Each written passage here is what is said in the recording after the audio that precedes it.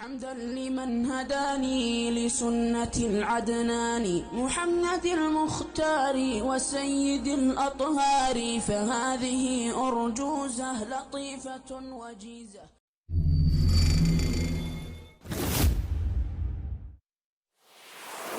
بسم الله الرحمن الرحيم وصلى الله على نبينا محمد وعلى آله وأصحابه وسلم تسليما كثيرا وبعد. Louvado seja Allah subhanahu wa ta'ala, a paz e as bênçãos de Allah estejam sobre o nosso querido profeta Muhammad sallallahu alaihi wasallam e todos os outros mensageiros. Que Allah subhanahu wa ta'ala nos dê a facilidade, meus queridos irmãos e os nossas queridas irmãs. Primeiramente vamos continuar com essas nossas palestras que temos tido aqui no nosso canal. Temos falado mais sobre a crucificação de Jesus Cristo, respondendo àquelas questões que nós fizemos na nossa primeira aula, né? Portanto, essas palestras que irão basear mais no livro de o Dr. Munqidh al-Saqqar, o grande investigador e académico, que escreveu um livro muito importante acerca deste assunto.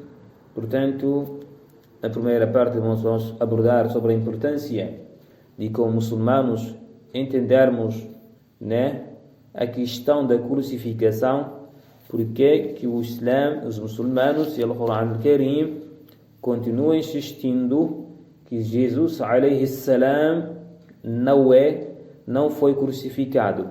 Será que então para os muçulmanos ou no Islã um profeta de Deus, como muçulmanos acreditam, um profeta de Deus não pode ser assassinado, ou um profeta de Deus não pode ser morto? Iremos responder essas perguntas. Depois vamos ver aqui uma das afirmações de Ahmed Deedat, o grande sul-africano, que fez vários debates sobre o que o cristianismo pode nos trazer, quais são as boas coisas que o cristianismo nos pode trazer. Depois, durante a nossa abordagem, também vamos abordar sobre a visão de um dos alunos, seguidores da igreja, os seguidores de Jesus Cristo, que é chamado de Marcião, que veio no segundo século depois de Cristo. E na terceira parte vamos falar a essa carência de crucificação, o que tem provocado na sociedade no que diz respeito a algumas provocações ou algumas coisas que suscitam dramas ou coisas parecidas. Depois vamos também dar um exemplo sobre a crucificação. Se isso acontecesse na nossa vida real, o que seria para nós e qual é a abordagem que nós faríamos em relação a esse ponto. E outra coisa, depois vamos ver o motivo, o que a crença em Trindade motivou várias vertentes sobre aquilo que diz respeito hoje, que tem ganhado muita força, sobre ateísmo, sobre o ateísmo. Portanto, meus queridos irmãos e as minhas queridas irmãs, como crentes de La ilaha illallah, como pessoas que acreditam na unicidade de Deus, Deus é o um e único, Ele não é uma trindade. Deus também para nós é justo, Deus tem amor para as suas criaturas. Então é importante percebermos a questão da crucificação. De certeza, Al-Quran al-Karim ذكر القرآن الكريم نجاة المسيح لمجرد إثبات الحقيقة وإثبات ضعف وعجز اليهود عن بلوغ مرامهم. De certeza, o Al-Quran al-Karim afirma com categoria que Jesus Cristo não foi crucificado. Jesus Cristo não foi crucificado. Deus o salvou da tentativa da crucificação que os romanos e os judeus tentaram lhe fazer. Mas por que tanta resistência que Jesus não foi crucificado? Será que para os muçulmanos o profeta não pode morrer ou não pode ser assassinado? Para os muçulmanos, os profetas são tal iguais como pessoas comuns. Apenas a diferença existente entre eles: um profeta recebe a mensagem de Deus, recebe a revelação de Deus, que uma pessoa comum não recebe. Mas isso não quer dizer que um profeta não pode morrer. O muçulmano acredita que um profeta é como outras pessoas, que morre, casa, alimenta-se e evacua aquilo que alimentou. Portanto, faz todas essas coisas. Faz essas coisas todas. Portanto, ou seja, os profetas e os humanos têm tudo que outras pessoas também têm. Ou seja, os profetas têm tudo aquilo que outros profetas têm. Por isso, os muçulmanos acreditam que um profeta pode ser morto, como os judeus mataram alguns, se não muitos profetas, antes propriamente de Jesus.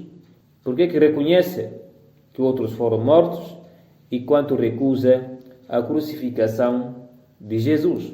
O Alcorão Al-Karim nega essa afirmação dos evangelhos, como nós tínhamos dito nas nossas palestras anteriores, porque o Islã quer demonstrar aqui, o Alcorão quer demonstrar, primeiro, a incapacidade dos judeus de matarem o profeta de Allah subhanahu wa ta'ala. 2. O Alcorão Al-Karim quer demonstrar a realidade e os factos. O facto é que ele não foi crucificado, como é interpretado ou afirmado pela igreja, ou como é afirmado pelos evangelhos. Portanto, essa parte aqui fica claro para nós que Jesus Cristo não foi crucificado, que Jesus Cristo foi um profeta e mensageiro de Deus, que trouxe uma mensagem da unicidade de Deus, que quando tentaram lhe assassinar, Deus o salvou. Deus o salvou. Então, para os muçulmanos, um profeta pode morrer, como também pode ser morto. Então, a recusa da crucificação de Jesus não tem nada a ver com acreditar que um profeta não possa ser morto ou não pode morrer. Não tem nada a ver. Mas para os cristãos a crucificação é muito importante, é pertinente. Por isso toda a crença e toda a evangelização gira em torno da crucificação. Por isso Ahmad Didat, em uma das passagens dele, afirma que por causa dessa importância da crucificação para o cristianismo, que o cristianismo não tem nada a apresentar às pessoas a não ser da crença na crucificação.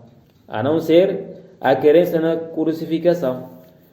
Qualquer pessoa que vai evangelizar, qualquer pessoa que vai chamar as pessoas para o cristianismo, o ponto principal que ele demonstra, a única coisa que ele tem a oferecer às pessoas é dizer-lhes que acreditem na crucificação de Cristo, que a nossa salvação foi através da crucificação de Cristo. Não tem nada mais a fazer outra coisa. Sabem por quê? Porque no cristianismo, depois da pessoa acreditar na crucificação, as orações não importam. Se a pessoa for uma pessoa que rouba, não importa. Se a pessoa for qualquer coisa, ela pode ser, com uma condição, desde que ela acredite na crucificação de Cristo. Que o Cristo foi crucificado para salvar o pecado dele, para perdoar o pecado dele. Portanto, Ahmad Didat fala a importância dessa crença e que por causa dessa importância que eles têm, consideram essa crença, que não tem nada a oferecer às pessoas, não tem nada a apelar às pessoas para serem pessoas exemplares, a não ser que acreditem na crucificação. Por isso, quando a crucificação vai-se embora, Quando a crucificação é desmantelada, automaticamente o cristianismo está totalmente desmantelado. O cristianismo está totalmente, desconfigurado. Por isso, mesmo com argumentos claros, com analogia, nós vemos que não é possível que isso acontecesse. Sobretudo quando é analisado no ponto de vista do cristianismo. Vamos ver aqui a outra parte, que um dos seguidores de Jesus Cristo, falamos que é Marcião, se não estou enganado, se eu estiver enganado, então alguém me corrija. Esse aluno, seguidor de Cristo, afirmava existir outro Deus, diferente daquele Deus que enviou Moisés, que deu as leis a Moisés, Aquele Deus que enviou a Moisés, É totalmente diferente do Deus que esteve na crucificação. Que para ele o Deus anterior era Deus justo, Criador do mundo, é um Deus justo, enquanto o Deus de Cristo na crucificação é um Deus de amor. Ou seja, a crucificação tem a ver com amor. Mas na realidade, como vamos ver no exemplo que eu vou dar aqui, será que isso representa amor? Será que isso representa justiça? Será que isso representa paixão? Será que isso representa libertação? Ou o que isso representa? Vamos ver. O exemplo. Se um tirano, ou seja, não vamos chamar de um tirano, se um rei tivesse o seu reinado controlado, tem os seus funcionários e a população está dentro desse reinado, o rei decide tirar alguns embaixadores, algumas pessoas dentro dos seus funcionários, pessoas de sua confiança, pessoas que ele gosta, pessoas que sabem transmitir uma mensagem tal como deve ser. Ele decide escolher essas pessoas para irem no seu reinado, para irem ter com a população, a fim de sensibilizar essas pessoas de serem ótimas pessoas, de serem pessoas obedientes ao reinado, serem pessoas submissas às leis, serem pessoas exemplares, serem pessoas que respeitem o rei. O que acontece? Essas pessoas foram enviadas pelo rei, foram assassinadas pela população. Foram assassinadas pela população. Depois, de certeza, a população desobedeceu, transgrediu as leis. Não só transgrediram as leis, mas também mataram esses confiados do rei, a fim de sensibilizar a população para que pudesse ser um reinado exemplar. O rei toma uma outra decisão, decidindo que sim, agora que mataram os meus funcionários, mataram pessoas que eu confio, mataram pessoas que eu gosto, mataram pessoas que sabem transmitir a mensagem, eles vão pagar isso. Eles vão pagar essa barbaridade que fizeram. Ele decidiu então que o único filho que ele tinha que ser enviado a essas pessoas, a essa população que mataram as pessoas de confiança dele. Ele vai enviar o único filho dele e ir terem com eles para eles serem perdoados os pecados de transgressão, os pecados de matança que fizeram, o pecado de desobediência que fizeram, matarem o filho do rei. Se querem ser perdoados para matarem o filho do rei, assim que matarem o único filho do rei, para esse filho do rei as pessoas, depois de matarem esse filho do rei, tinham que acreditar que o rei tinha amor para com seu filho, tinha amor para com o povo. É por isso que mandou seu único filho para ser morto e assim perdoar a população que tinha matado os seus enviados.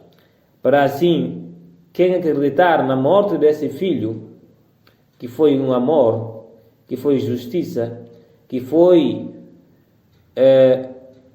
por causa da população, que era uma ótima pessoa, que era uma pessoa exemplar, que era uma pessoa a seguir. Então, para nós, meus queridos, será que essa querência que nós temos é um Deus que tem essa justiça que nós queremos? É esse tipo de Deus que a igreja queira que o mundo adore? Um Deus que mata seu único filho, né? Pelos pecados de pessoas desobedientes que não obedecem os mandamentos de Deus. Será que, na verdade, por isso tem havido algumas zombarias em relação a essa crença, em relação a esse tipo de crença? Vamos ver aqui alguma passagem de Jorge, o que ele disse em relação a essa crença. Jorge fala o seguinte, não é Jorge, mas sim um outro autor, que é Nietzsche, não me lembro de falar dele. Ele disse: sim, na verdade, Deus tem esse pensamento de limpar os pecados, né? Numa pessoa inocente, numa pessoa que não fez nada, dessa pessoa ser quem paga o pecado.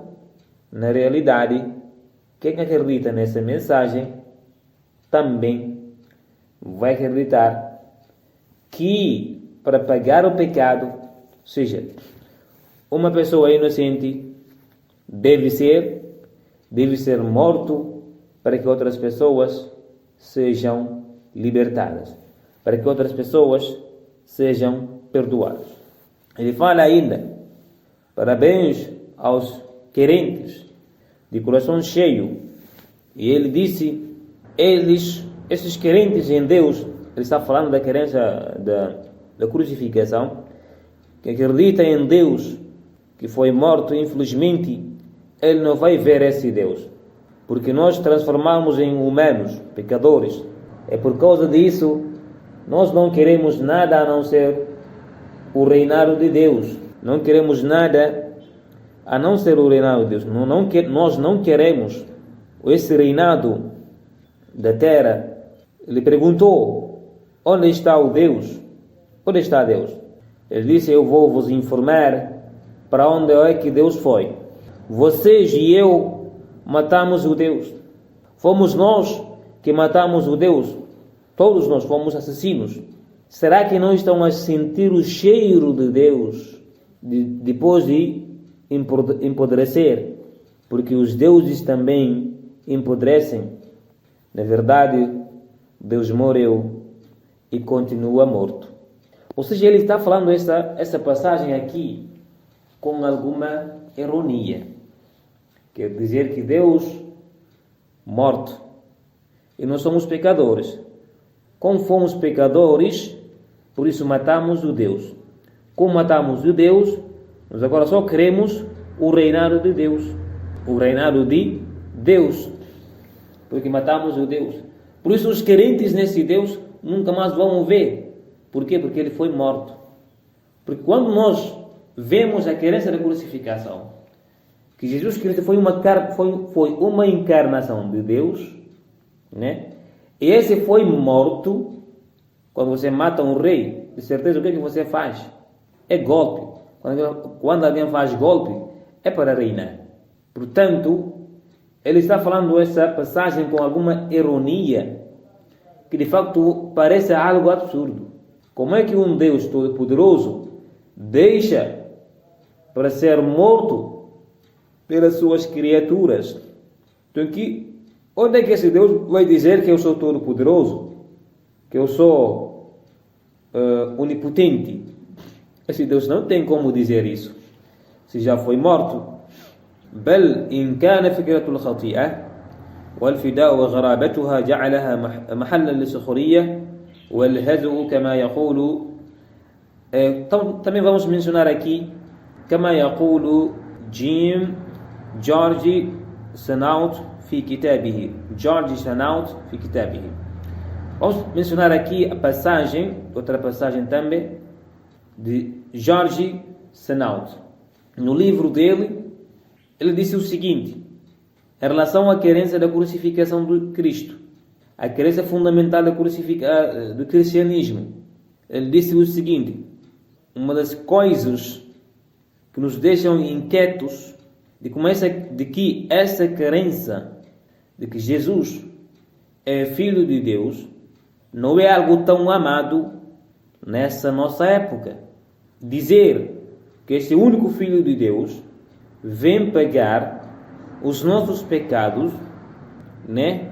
E assim sermos libertados, porque é uma ação não justa, não é uma ação justa, nem é uma ação educativa e nem uma ação que coabita com qualidade humana. Ou seja, crucificar uma pessoa, matar uma pessoa para perdoar outras pessoas, essa ação não é justa, essa ação não é amor, essa ação não é bonito, essa ação é antimoral, e nós como humanos não podemos carregar tudo isso e colocar em Deus, dizer Deus quem fez isso. E eu às vezes pergunto, se Deus matou seus filhos por amor, aliás, se Deus matou seu único filho por amor, e se outra pessoa matar outra pessoa também por amor, será que nós temos algum moral para perguntar por que essas pessoas matam-se? Por que essas pessoas fez isso e fez aquilo? Se propriamente Deus mata por amor. De facto é uma interrogação que cada um, seja cristão ou não, deve refletir e pensar, e repensar a sua crença, repensar naquilo que ele está dizendo, colocando, onde ele está colocando o Deus. Se nós humanos consideramos isso, vemos isso claramente, é um ato antimoral, é um ato anti-amor, é um ato anti-justiça, é um ato que não podemos ter, quer dizer, não pode ser imaginado com um rei, mesmo que seja o rei injusto na nossa vida, nas nossas vidas, quanto mais com Deus. Por isso ele disse, é um ato antimoral. O George Sanaut, ele disse no livro dele, um ato não justo, um ato não moralista, um ato não educativo e um ato que está fora de normal. Apenas representa injustiça, representa ódio, representa falta de moral. Por isso é possível que essa crença passe a ser uma crença de zombaria e uma crença de ironia na sociedade atual. Por isso, por causa da crença de que Deus fez esta crucificação, matando seu único filho, para perdoar outras pessoas que não são os filhos dele, os pecados que aqueles fizeram, transgressões que aqueles fizeram, para serem perdoados, eu tenho que matar o meu único filho. Provocou muito sobre o que disse hoje ateísmo. Hoje o ateísmo tem crescido muito no mundo, porque vê então o Deus Criador não é justo. Como é que ele vai matar uma pessoa inocente? Para inocentar um criminoso. Para inocentar um criminoso, você mata um inocente. E essa essa crença que a igreja quer que nós sigamos, e essa crença que a igreja quer, esse Deus que a igreja quer, nós adoremos, ou nós adoramos. De certeza que é difícil acreditar naquilo, porque é tudo menos amor, é tudo menos justiça, é tudo menos salvação. E por causa disso, no Ocidente hoje, muitas pessoas deixaram de seguir o cristianismo, deixaram de seguir as escrituras sagradas, preferiram a serem aquelas que dizem: eu não sei de onde é que venho, não sei se Deus existe, se não existe. Outros dizem: não, Deus não é justo, ou Deus não existe. Como sabemos, aquela crença do ateísmo. Por isso a nossa alternativa para ver um Deus justo, um Deus amoroso, justo, porque quem cometer pecados pagará por seus pecados. Quem fizer boas ações receberá a sua recompensa. Ele é o um e o único, que não tem filhos, que não tem descendência ou descendentes. Por isso, meus queridos irmãos, essa crença de crucificação, esses são os pontos principais que, em torno desses pontos, ela gira. De facto, eu sei, muitas pessoas fazem perguntas: mas será que isso é justo? Será que isso é normal? Meu querido irmão, basta nós usarmos o nosso raciocínio normal, vamos saber, vamos descobrir, vamos conhecer. Por causa do quê? Porque a justiça de Deus sempre é justo. Deus é amor. E sangue não representa amor. Quando diz em relação, sobretudo quando se diz com o humano, matar o humano, crucificar o humano, dizer que é amor, isso não acaba na cabeça de ninguém. Vamos refletir, vamos voltar ao nosso raciocínio normal e vamos ter uma crença limpa, uma crença sã, uma crença sem desvio, uma crença sem adulteração, uma crença sem ficarmos horas e horas e interrogarmos a nós mesmos. Será que aquilo que nós acreditamos está correto? Ou aquilo que nós acreditamos está além daquilo que é normal? Portanto, vou pausar aqui, inshallah. Até na próxima palestra voltaremos aqui para continuar a falar desse lindo livro, do Sheikh Al-Munqidh bin Mahmoud As-Saqqar, hafidhahu Allah wa ra'ah.